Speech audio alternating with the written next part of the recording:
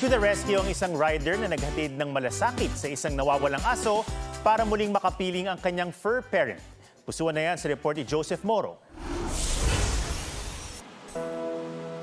Sa gitna ng malakas na ulan, isang asong tila nawawala ang hinintuan ng motorcycle hailing rider na si Benj sa kalsada ng Aurora Boulevard, Quezon City. Tumawid, kawawa naman. Kinuha ko muna. Naawa na. Baka masagasaan. Sa halip na ipagpatuloy ang kanyang biyahe, binitbit ni Benj ang aso at sinubukang alamin kung may nakakakilala rito sa lugar. Ay, kilala niyo po tong asong to?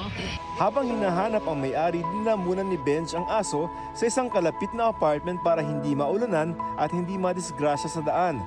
Sa tulong ng Facebook post ng ilang nakausap ni Benj, natuntun din ng araw na yun ang may-ari ng aso. Laking pasasalamat naman ng fur parent kay Benj. Nakawala raw sa kanilang bahay ang kanyang fur baby nung umagang yun. Maraming salamat sa kanya at na-rescue yung aso namin. Joseph Morong, GMA News.